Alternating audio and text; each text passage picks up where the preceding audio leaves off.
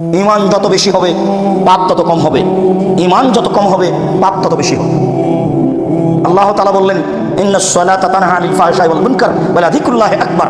নিশ্চয় সালাত মানুষকে অশ্লীল কাজ থেকে দূরে রাখে। আল্লাহ তাআলা বলেন নিশ্চয় সালাত মানুষকে পাপের কাজ থেকে, অপছন্দ কোথাও কর্ম থেকে দূরে রাখে। তো একটা মানুষ সালাতও আদায় করে, জিনাও করে, একটা মানুষ সালাতও আদায় করে, বিড়ি তামাক জর্দাও খায়, তাহলে এটা কি করে হলো? পাপও করে সালাতও আদায় করে, এটা কেমন হয়ে গেল না? অথচ আল্লাহ তাআলা বলছেন সালাত মানুষকে পাপ থেকে দূরে রাখে, অশ্লীল কাজ থেকে দূরে রাখে। হাজারো পুরুষ নারী জেনায় লিপ্ত আছে, সালাত আদায় করে। হাজারো পুরুষ নারী সুদ ঘুষ খায় আর সালাত আদায় করে। হাজারো নারী নগ্ন পথে চলে, তাহাজ্জুদ পড়ে। তাহলে কেমন হয়ে গেল? জি, সালাত আদায় করে বটে, কিন্তু ঈমান নেই। ঈমান দিয়ে পাপকে ঠেকানো যায়। যখন কেউ নেই তখন ঈমান দিয়ে পাপকে ঠেকানো যায়। ঈমান একটা জিনিস যা দিয়ে প্রকাশ্যে আল্লাহকে ভয় করা যায়, যা দিয়ে গোপনে আল্লাহকে ভয় করা যায়। ঈমান যত বেশি হবে পাপ তত কম হবে, ঈমান যত কম হবে পাপ তত বেশি হবে। যখনই সালাত আদায় করার পরে দেখবেন মিথ্যা কথা বললেন, না ঈমানের ঘাটতি আছে, একা একাই বলেন ব্যাপারটা কি, এটা বললাম কেন?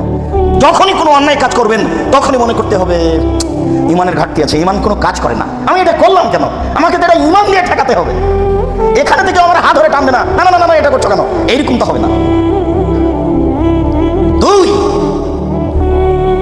অরুল হাত ফিরে যাওয়া শাখা, সুলি হলেও ফাঁসি হলেও পক্ষে ও বিপক্ষে সত্য কথা বলতে হবে, তাহলে ইহকালও বেঁচে যাবে, পরকালও বেঁচে যাবে। অলিকতিসাদ ফিল ফাকরি ওয়াল গিনা, মধ্যম পন্থায় খরচ করতে হবে, ধনী হলেও গরিব হলেও তাহলেও বেঁচে যাবে, জান্নাত পাবে। যে তিনটি কাজে ধ্বংস হবে তার একটি হচ্ছে সৌহন্যতা, কৃপণতাকে মেনে নেওয়া। কৃপণ যে সে ধ্বংস হবেই। কৃপণতা একটা ধ্বংসাত্মক জিনিস। টাকা চাইলো, দিলাম না, ভিক্ষুক বললো 1 টাকা ভিক্ষা দেন, আমি বললাম মাফ করো। শুধু মাফি যদি করি তো ভিক্ষা দিবে কে?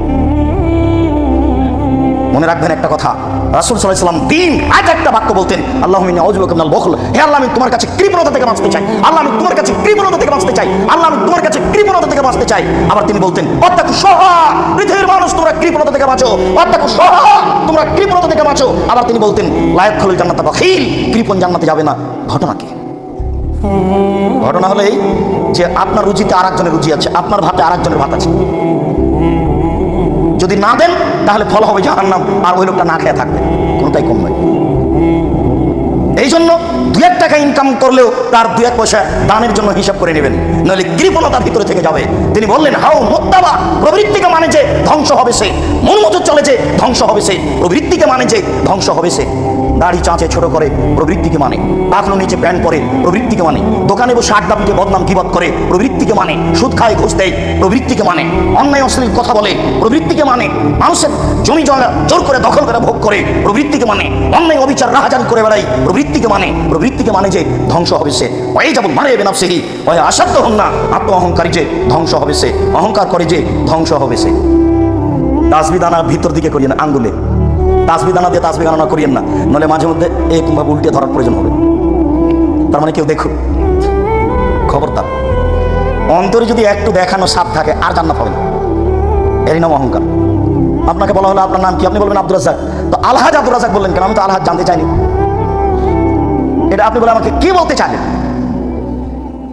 ওইটুকু আপনি বললেন কেন? জীবনে কোনোদিন এই শব্দ মুখ দিয়ে বের করিয়েন না।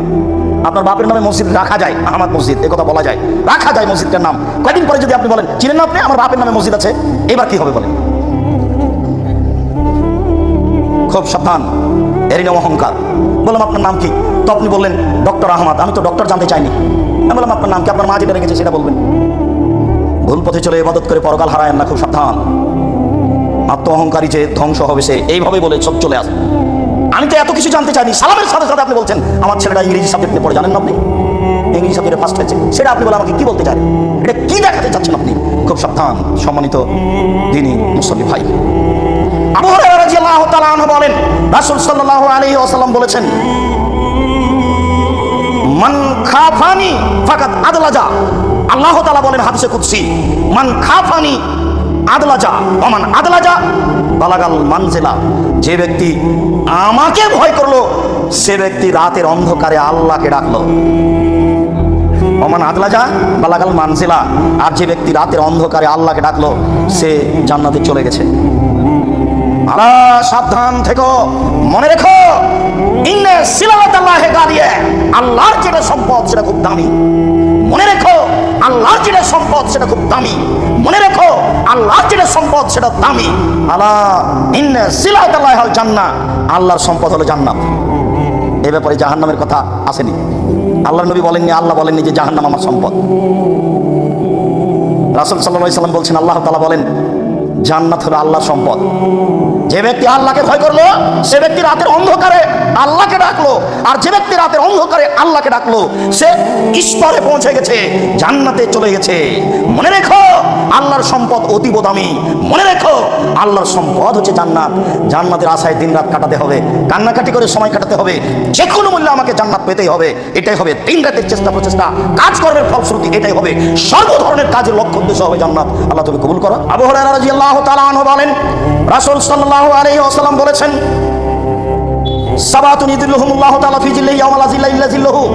বিচারের মাঠে 7 শ্রেণীর মানুষ বিশেষ ছায়াতলে থাকবে, যেদিন আকাশে কোনো ছায়ার ব্যবস্থা থাকবে না। সূর্যকে নষ্ট করার পরে আবার মানুষের মাথার উপরে আনা হবে, তা থাকবে কা মেঘদার মাইলিন, 1 মাইল উপরে। মানুষ থাকবে তার ঘামের মধ্যে, কারো ঘাম হবে টাকনু পর্যন্ত, কারো ঘাম হবে হাঁটু পর্যন্ত, কারো ঘাম হবে কোমর পর্যন্ত, কারো ঘাম হবে গলা পর্যন্ত। এই সময়ে মানুষ 7 শ্রেণীর মানুষ বিশেষ ছায়াতলে থাকবে। তার 1 শ্রেণীর মানুষ হলো ইমামুন আদিল, ন্যায়পরায়ণ নেতা। ন্যায়পরায়ণ নেতা হওয়া খুব বড় ভালো কাজ। হয় কি?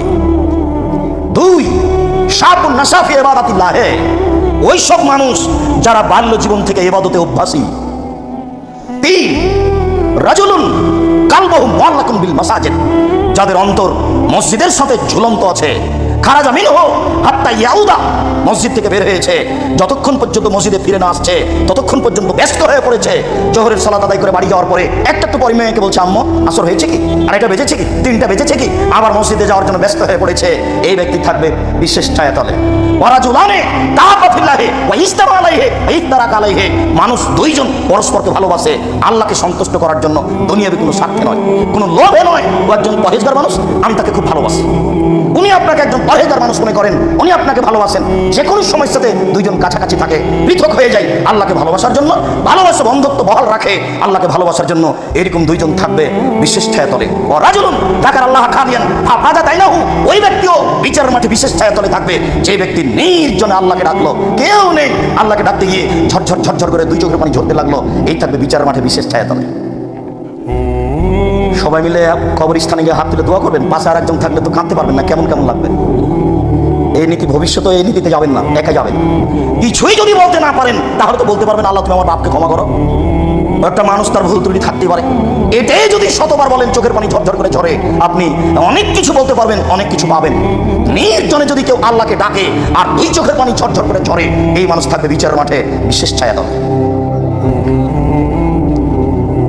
ওই ব্যক্তি থাকবে বিচারের মাঠে বিশেষ ছায়াতলে যাকে সম্ভ্রান্ত পরিবারের সুন্দরী মহিলা বলল, তুমি জিনায় লিপ্ত হও, তখন ব্যক্তি বলল, ইন্নী আখাফুল্লাহ, আমি আল্লাহকে ভয় করি।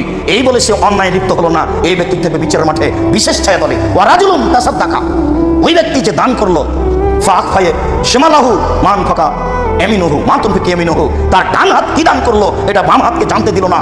গোপনে দান করলো, প্রকাশ্যে দান করা যায়, তবে গোপনে দান করলে বিচার মাঠে বিশেষ ছায়াতলে থাকার সুযোগ হবে বলে রাসূল সাল্লাল্লাহু আলাইহি ওয়াসাল্লাম উল্লেখ করেছেন। আবু হুরায়রা রাদিয়াল্লাহু তাআলা আনহু বলেন, রাসূল সাল্লাল্লাহু আলাইহি ওয়াসাল্লাম বলেছেন, আল্লাহ তাআলা বলেন হাদিসে কুদসি, লা আজমাউ আলা আবদি খাউফাইনে ওয়া আমিনাইনে, আমি আল্লাহ আমার কোন দাস দাসীর মাঝে, কোন পুরুষ নারীর মাঝে 2টা জিনিস একত্রিত করব না, আল্লাহ ভীতি, নিরাপত্তা, নিরাপত্তা আল্লাহ ভীতি, 2টা একসাথে করব না। এই কথা বলার পরে তিনি বলছেন, মান খাফানি ফিদ দুনিয়া আমানতুহু ইয়াউমাল কিয়ামা, যে ব্যক্তি আমাকে দুনিয়াতে ভয় করবে আমি বিচারের মাঠে তাকে নিরাপত্তা দিয়ে দেব। আমি নামি ফির দুনিয়া, যে ব্যক্তি দুনিয়াতে নিরাপদে থাকলো, আমাকে মনে করলো না, আমাকে হিসাব করলো না, আখাফতুহু ইয়াউমাল কিয়ামা, বিচারের মাঠে আমি তাকে ভীতির মধ্যে ফেলে দেবো, তার বাঁচার পথ থাকবে না। সত্য সত্যি যদি বিচারের মাঠে নিরাপত্তা চাইতে হয়, পেতে হয়, তাহলে এখনই কান্নাকাটি করতে হবে। আব্দুল্লাহ ইবনে আব্বাস রাদিয়াল্লাহু তাআলা আনহু বলেন, রাসূল সাল্লাল্লাহু আলাইহি ওয়াসাল্লাম বলেছেন, আইনানে লা তামাসসুহুমান নার, 2 শ্রেণীর চক্ষু তাদেরকে জাহান্নাম স্পর্শ করবে না। 2 শ্রেণীর মানুষ তারা জাহান্নামে যাবে না, তাদেরকে জাহান্নাম স্পর্শ করবে না। 1 হারাসাত ফি সাবিলিল্লাহ, ওই চক্ষু, ওই মানুষ যে আল্লাহর রাস্তায় পাহারা দেয়, আল্লাহর দ্বীনের ব্যাপারে দিন কাটায়, তাদেরকে জাহান্নাম স্পর্শ করবে না। ওয়া রাজুলুন ওয়া আইনুন বাকাত মিন খাশিয়াতিল্লাহ, ওই ব্যক্তি, ওই চক্ষু যে আল্লাহর ভয়ে কাঁদে, যে আল্লাহর ভয়ে কাঁদে তাকে জাহান্নাম স্পর্শ করবে না।